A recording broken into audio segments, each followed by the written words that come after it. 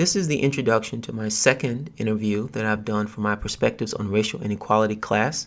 This one is with Dr. Narketa Sparkman-Key, who's my colleague at Old Dominion University. It's a pretty interesting interview.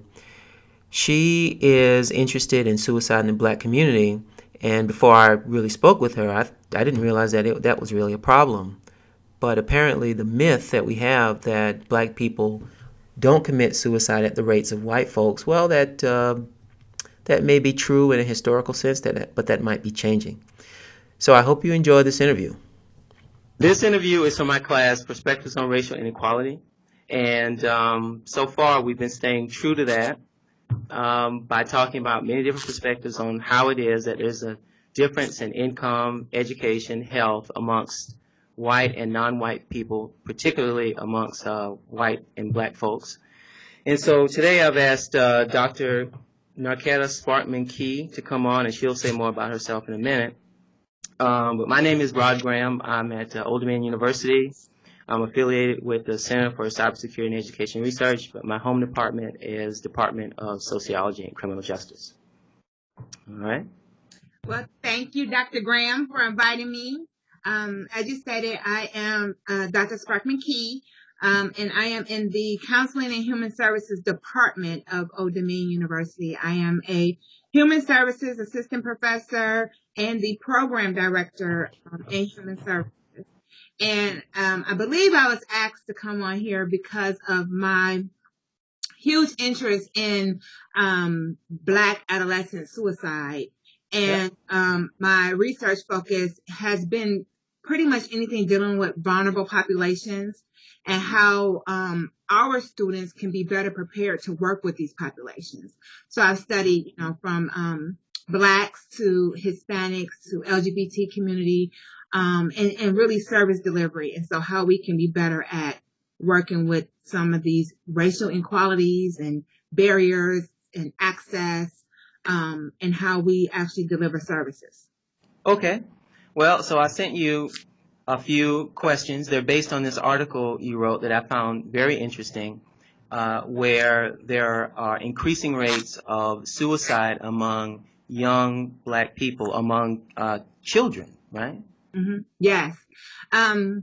I wrote a recent article about how the Black community can actually do things to really deal with that problem, prevent Black adolescent suicide and to really deal with it. And what I found, the reason why I wrote that article was based off some research that recently came out, has gotten a lot of national attention, New York Times, Washington Post, and everything, where the findings were that Black children ages 5 to 12 are dying by suicide at double the rate of white children similar in age. And that was pretty much the headline that's been picked up by all the news outlets. But there's more to it than that. Yeah. There's more to it. It's a lot more to it. Even had a conversation with the researcher, and he found out one of the biggest things that he found out is that many of these children are also diagnosed with ADHD. And so we don't know if it's the diagnosis of ADHD, if it's a misdiagnosis of ADHD. That could lead to suicide? That can lead to suicide, because what if they're just depressed and they're being diagnosed as ADHD?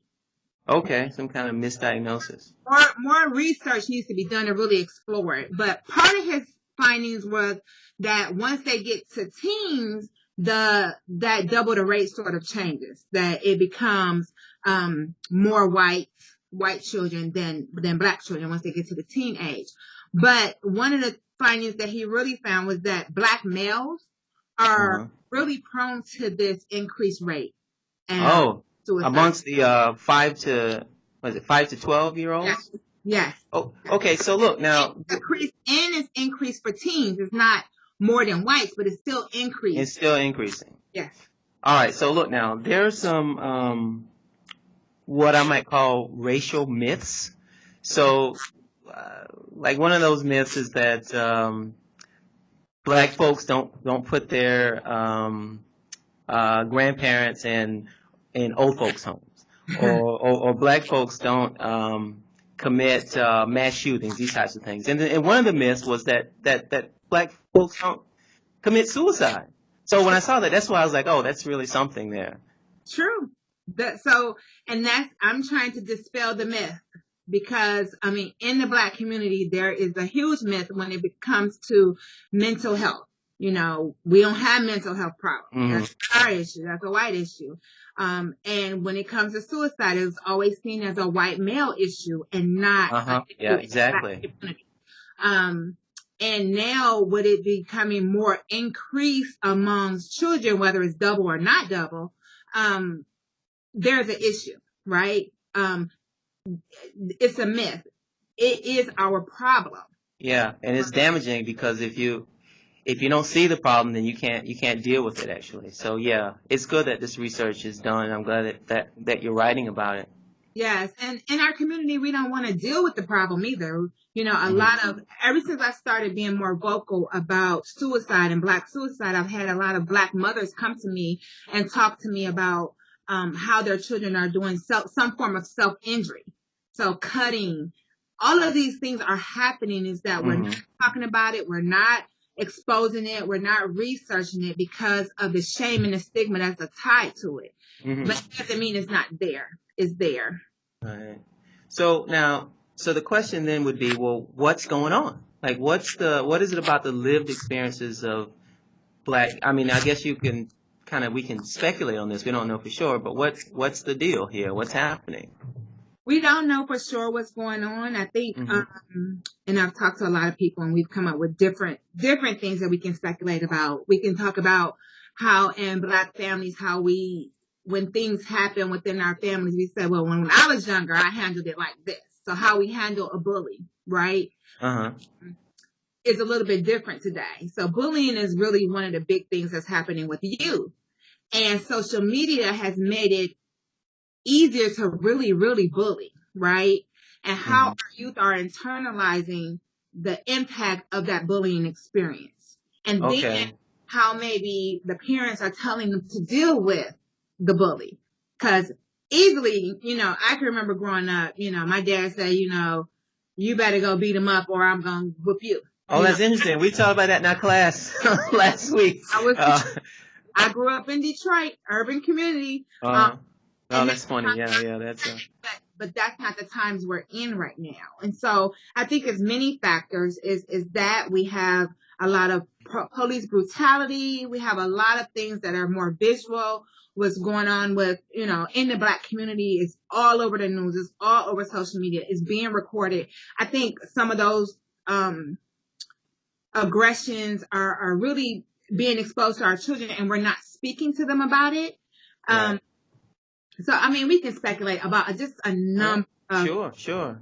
But I think it's twofold. It's how the Black community culturally deals with some of these problems and how they impact children and how we talk to or not talk to them about it and how they be internalizing and processing it. But also is the issues that children may be facing in the school and how they are even expressing that they're even going through anything. And the other, the diagnosis.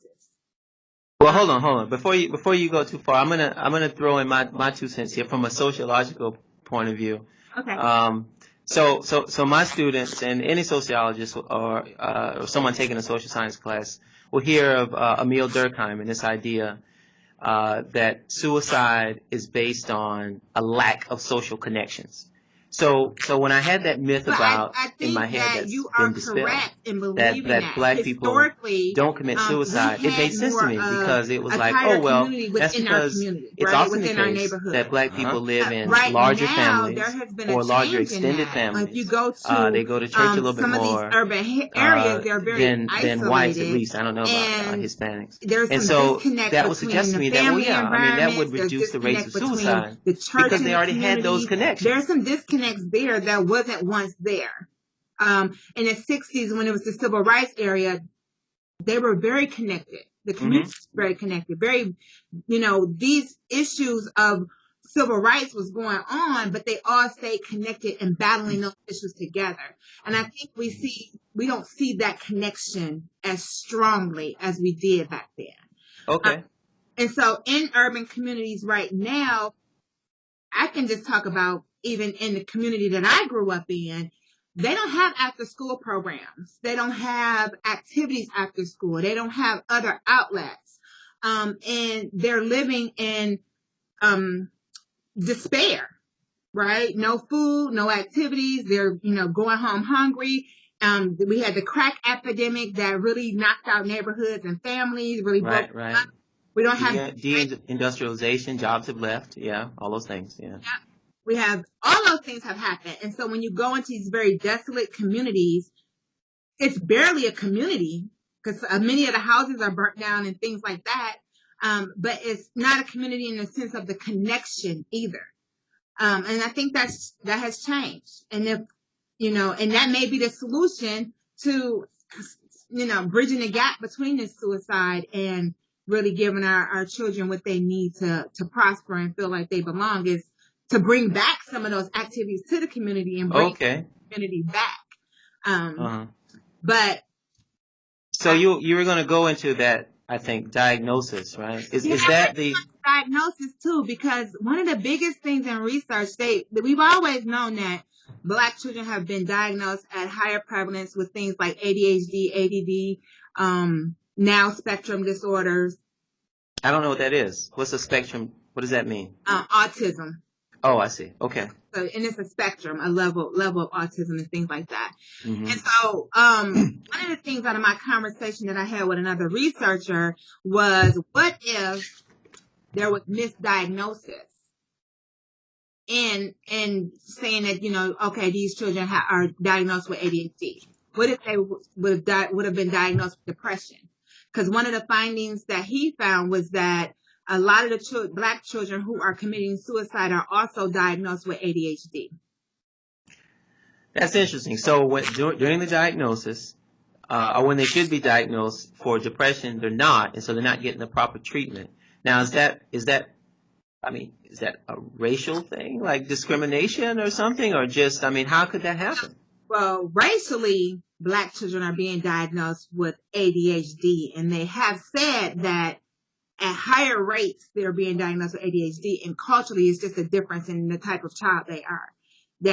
Oh, I see. So a white person or a non-Black person is misinterpreting the actions of the student, saying, "Oh, this is ADHD." I can see that actually. Yes. Mm-hmm. Because Black children are more active or more animated or, acting out more, or culturally how they interact with others within a classroom environment. And then that's being misconstrued as ADHD or ADD, and they're being diagnosed with that. Can I give a personal story here a little bit? So when I was 8 or 9 years old, I can't remember when, my mom always tells me this story. She got called to the school, and the teacher said, "Your son, there's something wrong with your son. He shouldn't be in regular classes. You should put him in the I forgot what it was called then, but it was something we would consider derogatory now. So he put him in those classes. She said, "No, there's nothing wrong with my son. You're just not teaching him right now." I ended up doing quite well. Right. But I can see how a cultural disconnect can lead to a misdiagnosis. Right, and that has been found in research, right? Or besides the separate from the suicide. And so, in my conversation, we're talking about what if these children are being diagnosed with ADHD, but they're really suffering from things like depression. Right. Yeah. Right. Yeah. And I think that the researcher is going in the direction of trying to study that to find out if that's the case. Because if that's the case, what if we treated depression as depression, and what if we could prevent suicide by treating depression as depression? Sure. Yeah. I can see the links there. Right. And living in a desolate environment, living under extreme poverty can lead to depression. I would agree. Not having outlets, not having, when I think of growing up in Detroit and how I became a professor with a PhD, and I went to public school, how did I get out of that environment? And that was because someone, which was my mother, decided to find outlets for me despite the environment that I was in. And what about the children that don't have outlets? Don't have anything to dream about, to aspire to? What happens with that? So I think it's a number of things. I don't think it's Sure. Yeah. or one path we can say that this is the problem, but I think that the stuff that's going on racially within our environment is really contributing to this overall problem of adolescent suicide. All right, so I'm going to say a little something for my students, but also who might also be listening. So we tend to think of racism as a multi-level phenomenon. It's not embedded in just individual choices. And so what you have said here really fits with that, because you've got a structural level where policies have segregated black families, or have taken money out of those communities, so they don't have those after school things, and they don't have the neighborhoods that are nicer for kids to play in. So that's a structural issue. But then you've also got a cultural, individual level issue dealing with how medical professionals diagnose ADHD or depression. So yeah, that's really something. Now moving on here, one of the questions I asked you, I'm going to skip the one about the difference between teens and kids. And instead, I'd like to ask you about your article, because I like the fact that you list some of the things that people can do in the black community. So what I'll do is I'll link to that article on YouTube, and I might even ask my students to look at it. Or we'll look at it during class time. But you list, I can't remember, was it 10 things that they can do? 7. Okay, sorry, I gave you too much credit there. 7 things. So could just give us a few of those. Like, what can people do? So one of the things I talk about is the importance of volunteering in the local community. You know, I think that children in urban communities need to see themselves within you. So they need to see where they could be, where they can go. And when I think of how I made it to where I am, I always think about that librarian teacher that I had in elementary school. Mm-hmm. As long as I volunteered at the library, she would take me every summer on a field trip that took me out of my local environment. It took me to like Irish Hills, Michigan. I didn't know where that was. But that experience, that volunteerism introduced me to something. I could see myself in her, though I did not become a librarian, right? And so I think volunteering in your local community allows children to see themselves in you. I also say that because I work with pregnant teens in Jamaica. And when I go there, they always say, oh, I want to be like you, right? Because they see in a different light. I want to be like you. I wish I was like you. Can I go home with you? And I always tell them, you can be me. You can definitely be me. Mm-hmm. Just because of, where you are or the fact that you had a baby young, it does not mean you cannot be me, right? And I talk to them about that and process that with them. So volunteering in your local community, I think, is one way to give children hope. Mm-hmm. One of the major things with suicide is that hopelessness. That's one of the major, suicidal ideations is hopelessness. So how do we give them hope? We give them hope. When you say suicidal ideation, what do you mean by that? So suicidal ideation is that feeling of wanting to commit suicide, but you haven't made an attempt, right?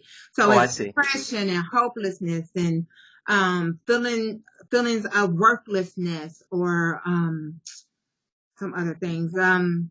It's a number of things. Okay, I see. So it's the thoughts before suicide, or before making an attempt. It's just how you feel. Like you don't like you're worth being here. Like there is no hope for you. You're lost. You're not contributing nothing. You're worthless. Nothing will ever change for you. You feel trapped.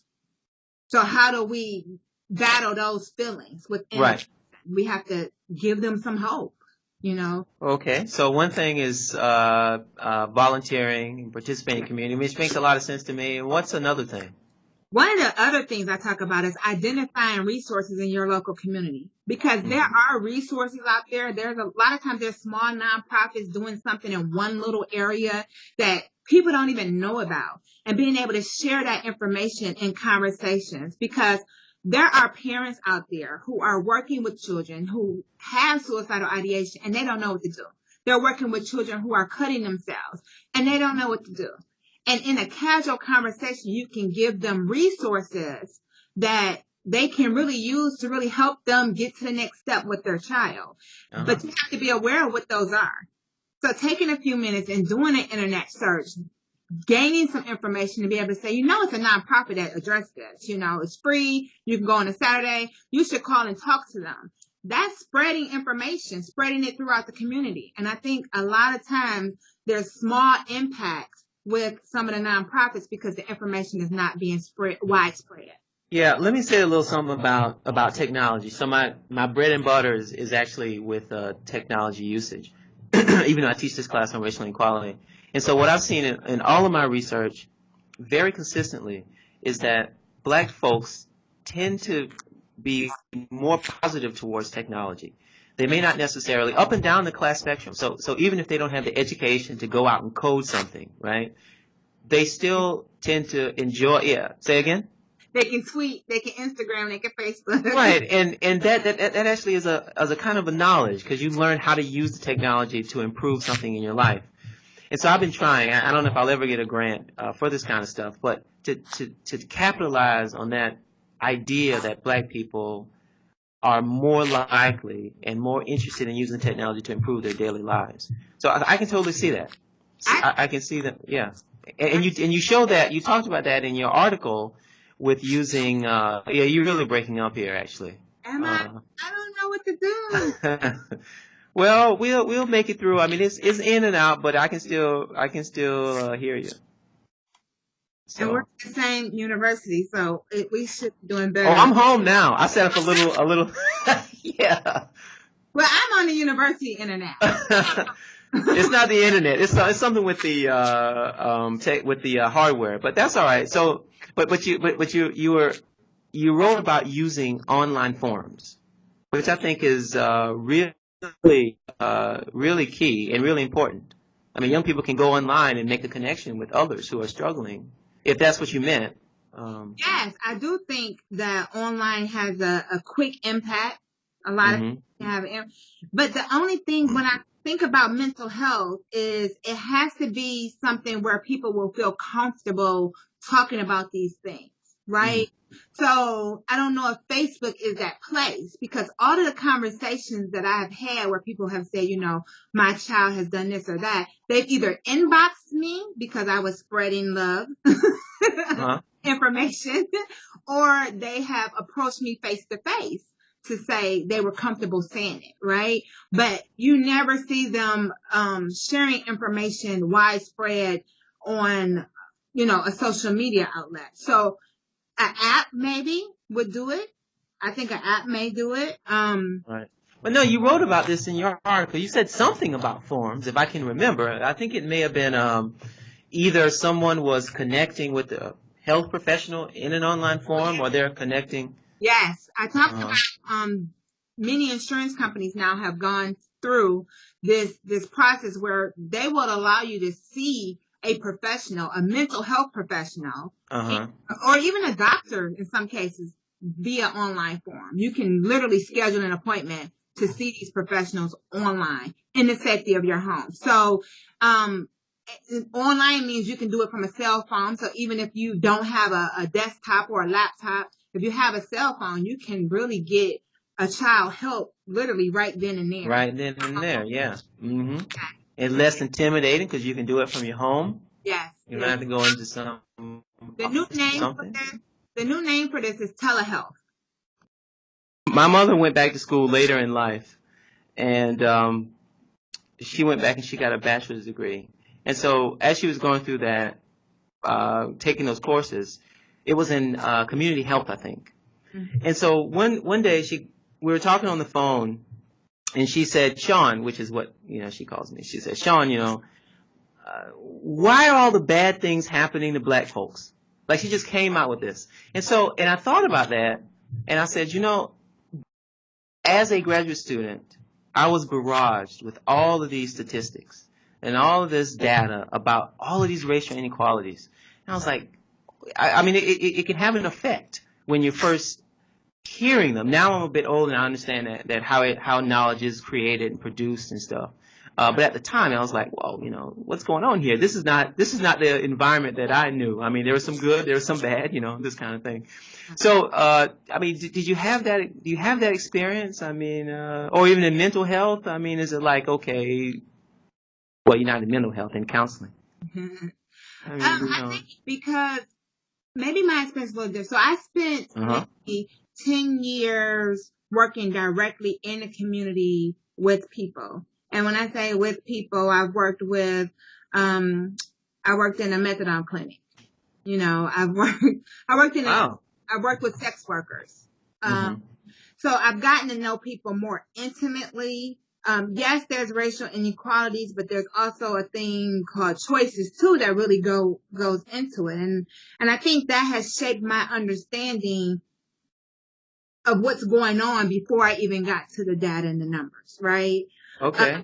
Because I had a little bit more understanding of the culture and the people.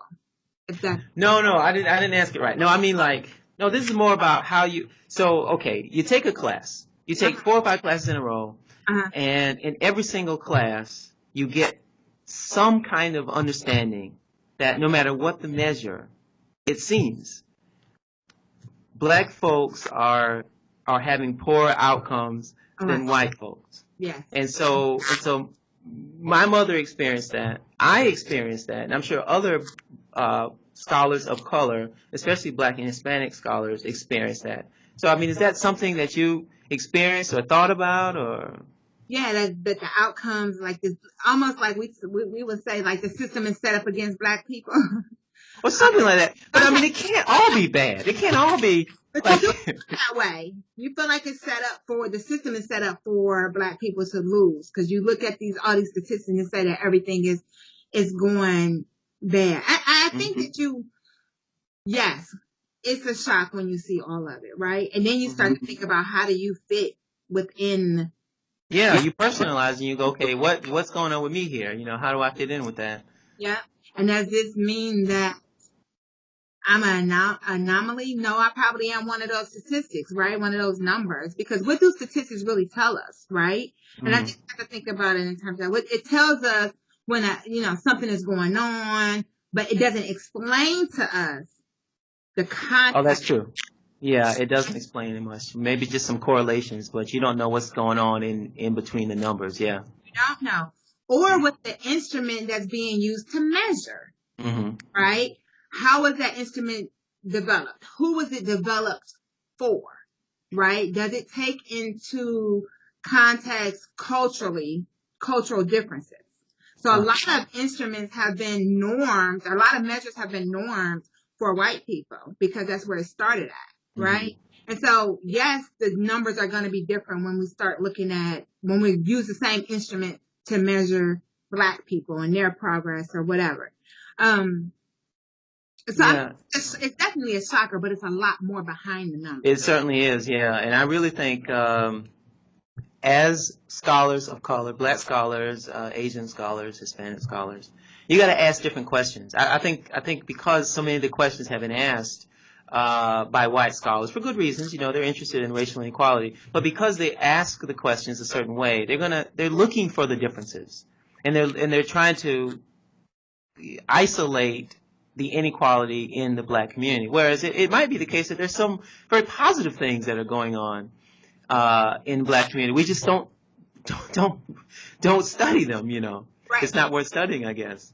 I'm gonna tell you about some research I did. So I did this study on African American parenting, right, and family conflict, and not just African American. I also did Hispanic families and their family cultural dynamics and family conflict. But anyway, historically, when we think about Black parenting, they always talk about corporal punishment, right? Oh yeah, get the switch from out of the backyard and come in, and I'm gonna beat you with it. Yeah.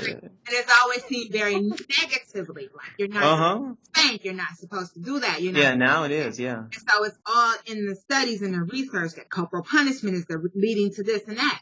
And then so I did this study, and then I started looking at parenting, and I found some very positive things for Black parents and how they parent. And I didn't specifically isolate corporal punishment, but I know corporal punishment exists. The outcome was very positive in my findings, opposed to being negative, which is what I was looking for. I was looking for there to be a negative connection between parenting and family conflict, and I didn't find that, right?